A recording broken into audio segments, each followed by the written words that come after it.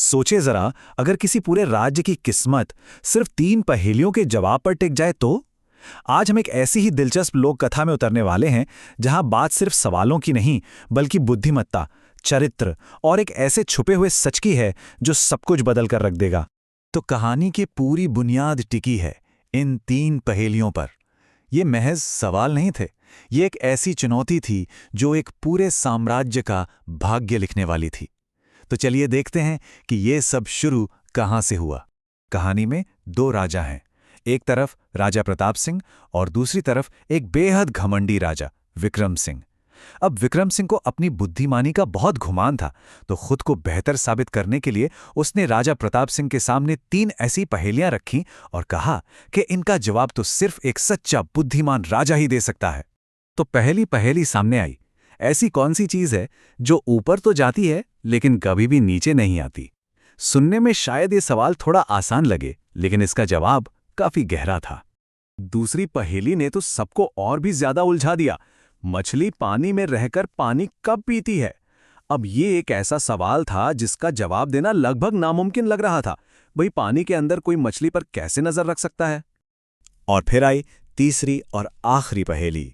दुनिया की सबसे कीमती चीज क्या है जिसे खरीदा नहीं जा सकता? इन 3 सवालों का जवाब देने के लिए राजा प्रताप सिंह को मिला सिर्फ 1 महीने का वक्त, और अगर वो नाकाम रहे तो उन्हें सबके सामने अपमानित होना पड़ेगा। दिन बीतते गए, हफ्ते गुजरते गए और राजा प्रताप सिंह की बेचैनी बढ़ती ही जा रही थी। पूरे राज्य में कोई भी इन पहेलियों को सुलझा नहीं पा रहा था। अपनी इज्जत बचाने की इस बौखलाहट में राजा ने एक ऐसा कदम उठाया जिसने उनके अपने किरदार पर ही एक सवालिया निशान लगा दिया। राजा ने अपने सबसे वफादार मंत्री को बुलाया और उसे सीधी सीधी धमकी दी, तुम्हारे पास 15 दिन हैं। अगर जवाब नहीं मिला तो मैं तुम्हें और तुम्हारे पूरे परिवार को ऐसी सजा दूंगा जिसकी तुम कल्पना भी नहीं कर सकते। ये किसी राजा की हताशा नहीं थी, ये तो सरासर अन्याय था। अब जरा सोचिए उस बेचारे मंत्री पर क्या बीती होगी। इस धमकी के बाद उनके पास कोई और रास्ता नहीं था। अपने बेटे अभय को बचाने के लिए उन्होंने उसे अपनी पहचान छुपाकर कहीं दूर भेज दिया, और यहीं से कहानी का रुख पूरी तरह बदल जाता है और हमारे हीरो अभय का सफर शुरू होता है। घर से दूर भटकते हुए अभय एक नए गांव पहुंचता है और वहां उसकी मुलाकात होती है नैना नाम की एक लड़की से। पर ये कोई आम मुलाकात नहीं थी, ये तो समझिए एक परीक्षा के अंदर एक और परीक्षा थी जो बाजार की एक छोटी सी खरीदारी में छिपी हुई थी। हुआ ये कि जब अभय ने पानी मांगा तो उसने नैना से, जो एक अविवाहित लड़की थी, पानी लेने में थोड़ी झिझक दिखाई। और बस इसी छोटी सी बात से नैना समझ गई कि अभय कोई आम लड़का नहीं बल्कि संस्कारी है, उसके उसूल पक्के हैं। ये उसके चरित्र का पहला सबूत था। अब नैना ने सोचा, चलो इसकी बुद्धिमानी भी देख लेते हैं।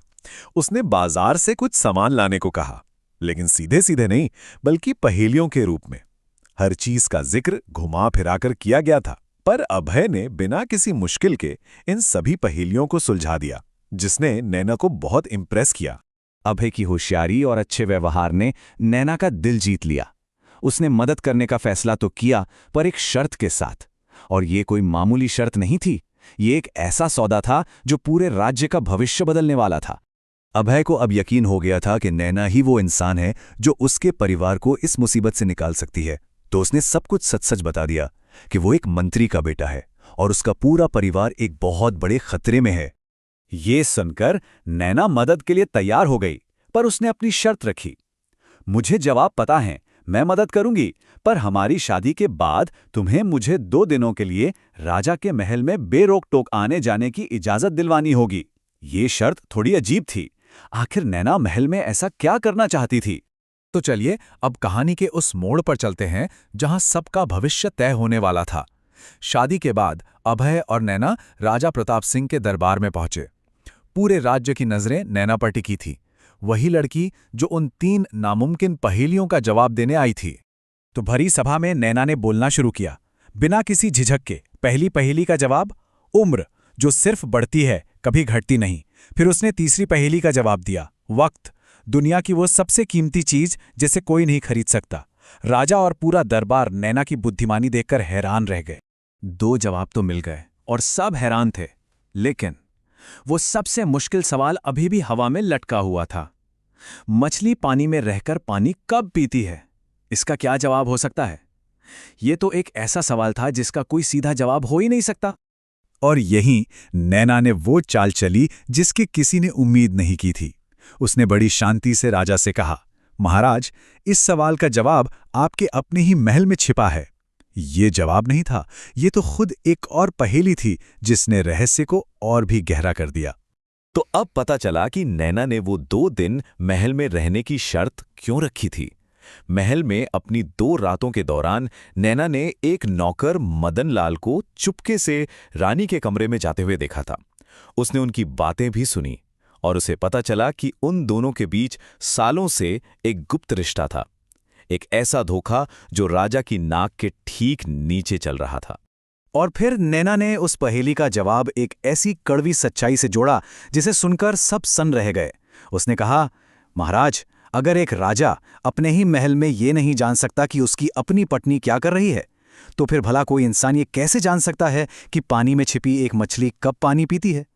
ये बुद्धिमानी का एक ऐसा स्तर था जिसकी कोई कल्पना भी नहीं कर सकता था। सोचिए, उस दरबार में कैसा सन्नाटा छाया होगा। ये सिर्फ एक जवाब नहीं था, ये एक आईना था जिसने राजा को उसकी असलियत दिखा दी थी। इस एक पल ने उस राज्य के लिए एक नई सुबह की नींव रखी।